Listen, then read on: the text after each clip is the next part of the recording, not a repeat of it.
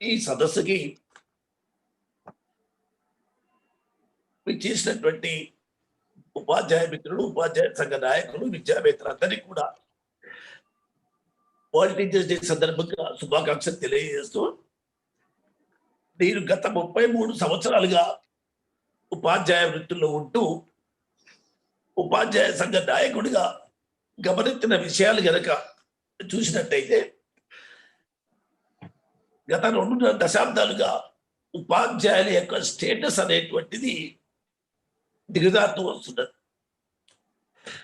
ఒకప్పుడు qualified teachers గా అన్ని రకాల సెక్యూరిటీస్ తో ఉన్నటువంటి ఉపాధ్యాయులు ఇవాళ కాంట్రాక్చువల్ అపాయింట్మెంట్స్ కి, టెన్యూర్ బేస్డ్ అపాయింట్మెంట్స్ కి దిగజారేటువంటి పరిస్థితి ఇవాళ ప్రపంచ వ్యాప్తంగా మనకు కనబడతా ఉన్నది. అందుకే వరల్డ్ టీచర్స్ డే నాడు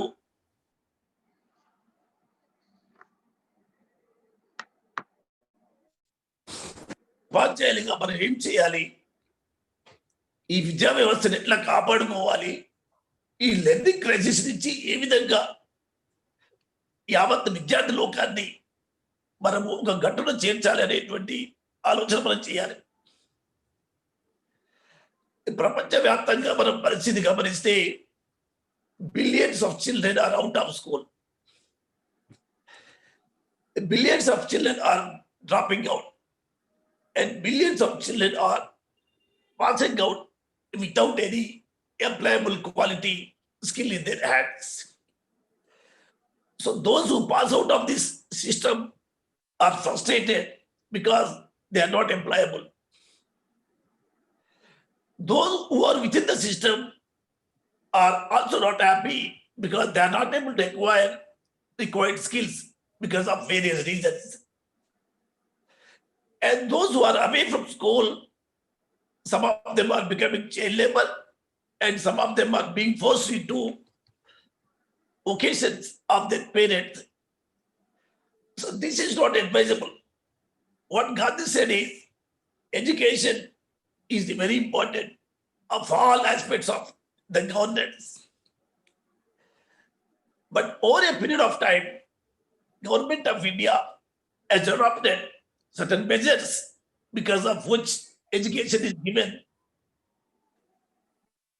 least priority.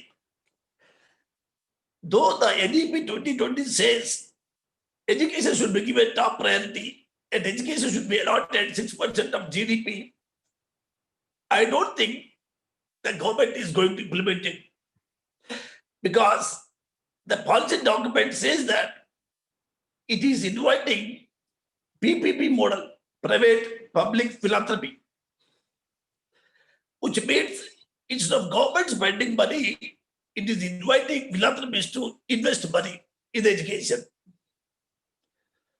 Also, it is inviting foreign universities into our land. These two things explain the very policy of the government towards education system. We have to now think over it. Can we bring out our children from learning crisis in this situation with this policy? The way government is trying to implement policies is also going detrimental to teachers. It says hereafter tenure-based appointments, contractual appointments, all these things. That is the hidden agenda of this education policy. So in this situation, can we have permanent teachers in future? On one side, it says we have to bring even Anganwadis into primary education system and extend the RTE purview from 3 to 6 and again from 14 years to 18 years. For this, a lot of funds are required. Can we expect this government to spend money? Can we expect cooperation between state governments and national governments in this situation? I don't think so, because Modi government is trying to subtleize everything, which is against the federal section. So what we say is, allocate required funds for education system, even more than 6% of GDP. Strengthen government-funded educational institutions, provide infrastructure in all institutions, and recruit teachers regularly. If they take up all these measures systematically, scientifically, then you can expect quality education from these institutions, which will benefit billions of children. That is one part. And second, we have already observed that in the present crisis, government is adopting online education, unmindful of the fact that majority of our students are not able to have access to digital tools. So what to do? It is inevitable that we have to go for online education in some circumstances. At the same time, we have to provide atmosphere wherein our students learn certain skills online or through virtual classrooms. So for this, government has to invest a one-time investment. It's not every time, one-time investment for providing digital infrastructure in schools, digital infrastructure in Gram Panchayats, and digital infrastructure in tandas. If this is done, at least most of the marginalized students can have access to quality education even in online system.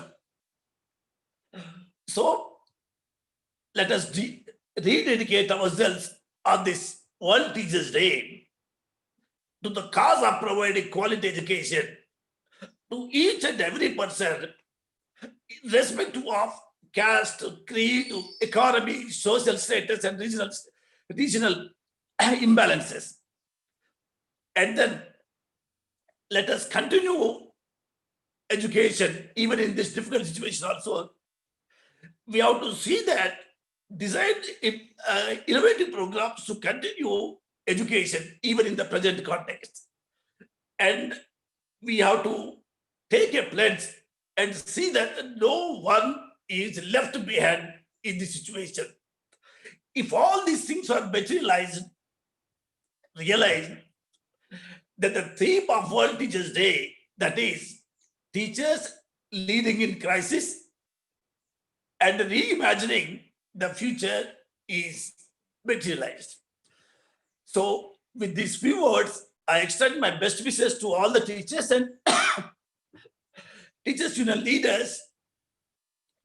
Greetings on this happy occasion, and let's all try to strengthen public funded education system.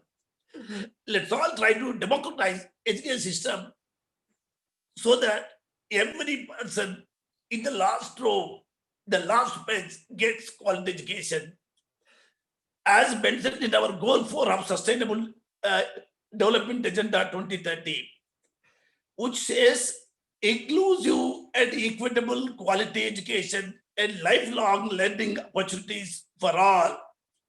This should be achieved by 2030. That's what the goal 4 of Sustainable Development Agenda says. That's what the government also, as a signatory, committed to it. So with these few words, I take leave. Once again, I extend my best wishes on the occasion of World Teachers Day. Thank you very much.